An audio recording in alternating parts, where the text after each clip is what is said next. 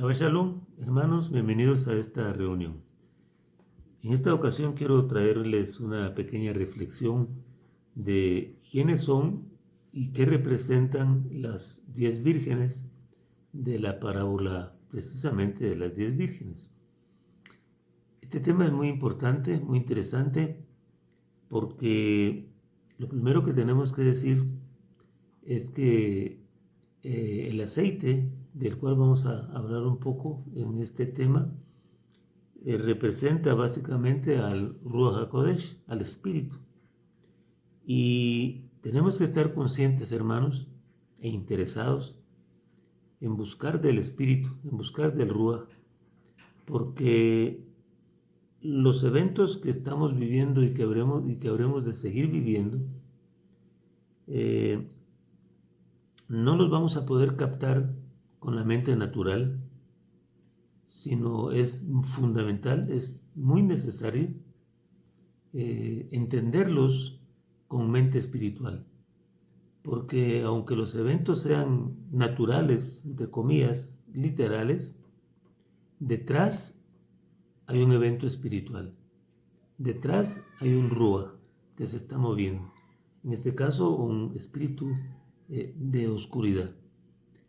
Y si nosotros no estamos llenos del Ruach HaKodesh, que representa el aceite en esta parábola, pues evidentemente nos vamos a extraviar de la verdad, ¿verdad? Y fundamentalmente porque es solamente mediante la llenura del Ruach, el tener ese aceite extra, es el que nos va a permitir estar preparados para la venida de nuestro bendito Adón Yeshua.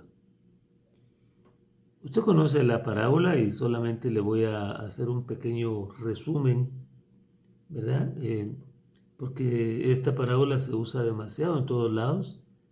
La pregunta es si entendemos en el trasfondo verdaderamente quiénes son las 10 vírgenes de las cuales habla la parábola misma. Entonces, lo primero que quiero decirle es, permítame, solo voy a buscar aquí un texto. Okay. Lo primero que le quiero decir es que la parábola nos está hablando de el Malhut Hashamayim, el reino de los cielos. Y dice que el reino de los cielos es parecido a 10 vírgenes que estaban preparadas esperando al novio. Estas 10 vírgenes tenían todas su candelabro y dice la escritura que 5 de ellas tenían aceite extra al candelabro y 5 de ellas no tenían aceite extra. Dice la parábola, estoy hablándole de Mateo 25, del verso 1 en adelante, dice la parábola que esperando al novio ellas se cansaron porque el novio se tardó en llegar. Y cansándose todas, se durmieron. Dormidas estaban cuando les llegó la medianoche. Y todo esto tiene un símil que vamos a tratar de ver. Pero les llegó la medianoche, dormidas, todas, 5 con aceite extra y 5 sin aceite, todas se durmieron. Y cuando llegó la medianoche, escucharon una voz con mucho clamor, el cual decía y anunciaba que el novio había llegado. Entonces dice la escritura que las 10 vírgenes salieron a recibir al novio, pero las 5 que no tenían aceite en ese momento se dieron cuenta que no lo tenían. Y entonces le pidieron a las que sí tenían aceite que se los compartieran. Las que tenían el aceite no quisieron compartirles porque dijeron que se iban a quedar sin el aceite mismo y que más bien las que no tenían que fueran a los mercaderes a comprar aceite extra. Entonces, eso fue lo que hicieron las 5. Por cierto, a la parábola se le llaman las 5 vírgenes prudentes y las 5 insensatas o imprudentes. Las imprudentes, entonces llamémoslas así, o las que no previeron, ellas se fueron a buscar el aceite. Y mientras lo buscaban, llegó el novio y dice la escritura que las 5 que tenían aceite entraron, oiga esto, al banquete de bodas y se cerró la puerta. Cuando las 5 regresaron ya con aceite extra, intentaron entrar, pero se lo impidieron. Y el mismo novio, en su momento, cuando las mira y ellas le pedían entrar al banquete de bodas, el mismo novio les dice que no las conoce. Y termina diciendo la parábola que nosotros de igual manera tenemos que velar y vigilar porque no sabemos la hora en la cual nuestro bendito Adón Yeshua, que en este caso él es el novio que representa la parábola, habrá de retornar. Bueno, entonces la pregunta que yo quiero hacerle en esta ocasión es si usted entiende o ha interpretado la escritura entendiendo que o más bien quiénes son las 10 vírgenes, qué representan las 10 vírgenes, porque recuerde que esta es una parábola. Por lo tanto, ellas están representando a algo o a alguien. Yo he escuchado a lo largo de los años que siempre que se hablan de la parábola de las 10 vírgenes, generalmente se le asocia con la novia que habrá de casarse con el novio, ¿verdad? Y curiosamente no se ponen a pensar que aquí está hablando de 10 vírgenes, por lo tanto, y que potencialmente todas creían que se iban a casar con el novio. Lo que pasa es que 5 estaban preparadas y 5 no. Si es que fueran la novia estas vírgenes, entonces nos estamos pensando en un matrimonio poligámico. Poligámico. Porque el novio se va a casar con 10, que al final se depuran, pero al final se va a casar con 5, si fuera esa la interpretación de la parábola. Pero ya usted mismo está sacando ahora mismo está sacando su conclusión, si usted pensaba lo opuesto, de que no representan a la novia que se está casando, sino más bien el novio ya viene casado, porque recuerde usted que van a entrar al banquete de bodas, a la fiesta, pero no van a entrar a la boda. Es decir, el novio ya viene casado y las 5 prudentes son, hay otra versión, permítanme si la tengo por aquí, tengo una versión que me gusta mucho, es esta. Esta es el Nuevo Testamento judío. Y aquí, en esta versión de David Stern, dice, el reino de los cielos será semejante a 10 damas de honor. Fíjese que esta versión que me gusta mucho porque es bastante apegada a muchos textos originales, no habla de vírgenes, sino habla de damas de honor. Esto ya cambia bastante el panorama.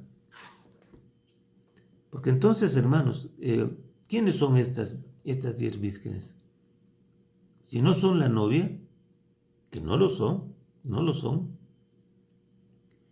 que 5 son prudentes y 5 son imprudentes, y que las prudentes, como ya le dije, entran a al banquete de bodas, a participar de la fiesta de las bodas, que en este caso sería de las bodas del Cordero, entran a participar, entran, mas no son, insisto, la novia. Entonces, ¿quiénes son? Hay un texto que quiero leerle que nos puede dar un poquito de pista alrededor de esto. Está en Juan capítulo 3, verso 29. Dice, el que tiene a la novia es el novio, pero el amigo del novio, aquí lo pone en masculino, pero lo podemos poner perfectamente en femenino. Pero el amigo del novio que ha estado presente, cuando lo escucha, acuérdense que aquellas escucharon la voz a la medianoche diciendo, viene el novio. Aquí dice, el amigo del novio que ha estado presente, cuando lo escucha, se alegra mucho por oír la voz del novio. Bastante parecido, ¿verdad?, a la parábola. Se alegra mucho de oír la voz del novio. Por eso, este gozo mío ya es completo.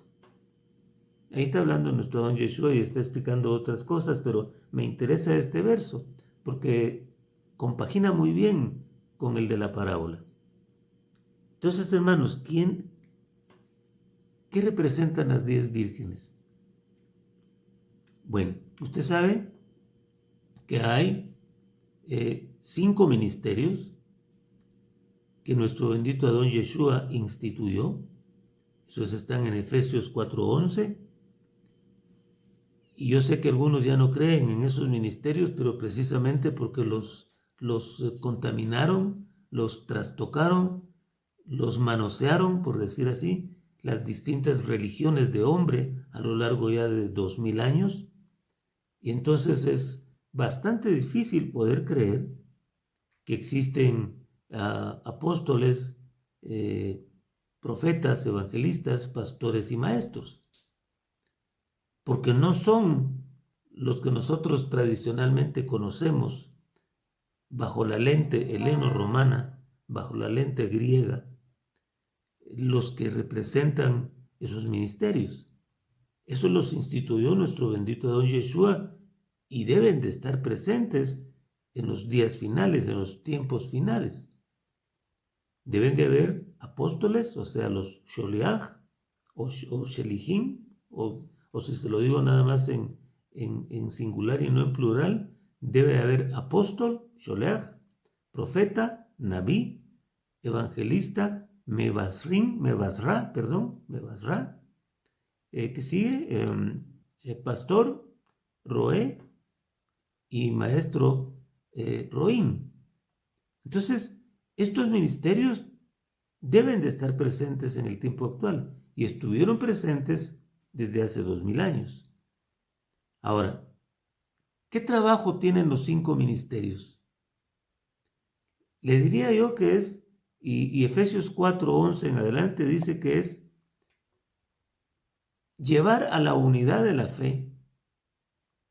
Le voy a leer mejor ese verso para que lo tengamos más claro. Permíteme un segundo. Para que vea usted cuál es el trabajo de estos 5 ministerios. Efesios 4:11. Dice, a ver, su labor, dice el verso 12, 4:12, su labor es capacitar al pueblo de Elohá para la obra del servicio que edifica el cuerpo de Mashiach, hasta que todos lleguemos a la unidad implicada, dice esta, por la bitajón, por la confianza y el conocimiento del Hijo de Elohá a la plena condición de hombres, alcanzando la norma de madurez establecida por la perfección del Mashiach. Bueno, aquí se entiende un poquito distinto a las versiones tradicionales, pero el trabajo de los 5 ministerios es edificar al cuerpo de Mashiach. Pero también otro de los trabajos fundamentales que tiene es, digámoslo de esta manera, es adornar a la novia. Es decir, los ministros, sean apóstoles, profetas, evangelistas, pastores y maestros, bajo la línea verdadera de la Escritura, ellos no son parte de la novia, que habrá de casarse en las bodas del Cordero, porque entendemos que la novia es Judá y es Israel. De ahí sale un remanente de Judá y sale un remanente de Israel, y estas dos conjuntan la novia que ahora está desposada, pero que habrá de casarse en las bodas del Cordero con el novio, que es Yeshua HaMashiach. Dice la Escritura, y eso lo debemos de entender claro, en la Torá entendemos que nuestro bendito Padre estaba desposada con dos, con Judá y con Israel. Y esto fue desde cuando se recibió la Torá en el monte Sinaí. La Escritura dice que cuando Moshe baja del monte, habiendo recibido la Torá y habiéndola escrito por 40 días y 40 noches, él desciende del monte. Todo el pueblo, las 12 tribus de Israel, estaban alrededor del monte, y Moshe lee la Torá, y hay un texto que dice en Shemot, en Éxodo 18 y 19, ahí lo puedes revisar. Hay un texto en donde dice que cuando el pueblo escuchó la bendita Torá, el pueblo a una sola voz dijo: haremos y obedeceremos todo lo que Yuhebabje nos ha ordenado. Allí, en esas palabras, pero vistas en el idioma hebreo, está escondida una palabra que denota lo que en ese momento se estaba haciendo, y la palabra es ketubá. Es decir, el ketubá significa contrato matrimonial. Entonces, las 12 tribus estaban e hicieron, tiempo pasado, porque eso ya pasó, hicieron un pacto matrimonial, siendo el testigo del pacto la bendita Torá. Hicieron el pacto, el ketubá. Y a partir de ahí entonces aparecen dos novias, Judá e Israel. Y si después usted se va a Jeremías capítulo 2, en adelante, ahí habla de que una de las dos desposadas del Padre, y por supuesto del Cordero, que es Israel, a Israel se le dio carta de divorcio, carta de repudio, debido a la infidelidad y a las abominaciones que cometió. Y dice ahí mismo en la Escritura, usted lo puede leer en Jeremías 2 y 3, dice que aún viendo su pérfida hermana Judá lo que estaba haciendo su hermana Israel, tampoco se arrepintió. Es decir, también Judá le falló. Pero a la única que le dio carta de divorcio, de repudio, fue a Israel, que llegó a ser la gentilidad, por cierto, con el paso de los años. Y no le dio carta de repudio a Judá porque estaba profetizado que de Judá habría de venir la línea del Mesías. Y no podía venir de una mujer aborrecida, el Mesías mismo. Por lo tanto, esa fue la única razón, y suficiente, por supuesto, para que a Judá, hasta el día de hoy, nuestro bendito Abba Kadosh Baruj Hu, Yuhebabje, la siga viendo como una de las dos desposadas. Digamos, una de las dos novias aseguradas desde siempre, a pesar de sus muchos errores. Pero resulta que a Israel, y esta es la historia de Oseas capítulo 1 y capítulo 2, no se lo voy a hablar porque me salgo del tema, pero capítulo 1 y capítulo 2 de Oseas usted puede ver cuando el Padre bendito se mueve a misericordia y decide darle una oportunidad nuevamente a Israel. Y esa oportunidad se cumple cuando siglos después, nuestro bendito Adón Yeshua, el Mesías, el Mashiach, muere y resucita en el madero. Entonces, a partir de allí, se abre de nuevo la oportunidad a la casa de Israel, que hoy ya conforma la gentilidad de las naciones, a que se vuelva a dos cosas fundamentales: a poner su emuná, a poner su fe en Yeshua como el Mesías prometido, y dos, a buscar caminar en obediencia con los misbot de Torah. Si estos dos requisitos Israel los cumple, vuelve a ser la desposada del Cordero. Y ahora de nuevo ya tiene a Judá y a Israel, las dos novias desposadas con la cual se va a llevar a cabo las bodas del Cordero. ¿Por qué le hice esta relación? Porque resulta que el trabajo de los ministerios es adornar a la novia para que ésta, en su momento, lleve a cabo la boda del Cordero. Y fíjese que dice, no dice por cierto, que dije equivocado, las bodas del Cordero, pero no es porque se vaya a casar varias veces, sino que porque se va a casar con dos que van a llegar a ser una. Claro que esto es un mensaje espiritual, usted no lo esté viendo literal. Este es un mensaje espiritual. Judá e Israel van a llegar a ser una sola esposa del Cordero, que dice la Escritura en el libro de Apocalipsis, capítulo, creo que es 3 o 4, cuando le escribe la carta a la congregación de Filadelfia, le está hablando a vencedores que representan a la novia del Cordero. Y la novia del Cordero va a habitar dentro del templo y va a llegar a ser columnas del templo de Elohá y nunca más va a volver a salir de allí. Entonces, concluyendo ya para no alargar esto, la parábola de las 10 vírgenes nos está hablando de ministros, unos que van a ser prudentes y van a tener aceite extra para esperar la venida de nuestro bendito Adón, Yeshua, si es que estamos vivos para ese momento, y 5 que van a ser imprudentes y no se van a mover por el espíritu, sino que se van a mover por sus propios deseos y pensamientos humanos y van a llevar a cabo la obra espiritual, pero en este caso para ellos no espiritual en sí, sino más bien una obra de hombre. Y tristemente, la mayoría de los movimientos religiosos del día de hoy son movimientos de hombre. Movimientos, diría yo, insensatos.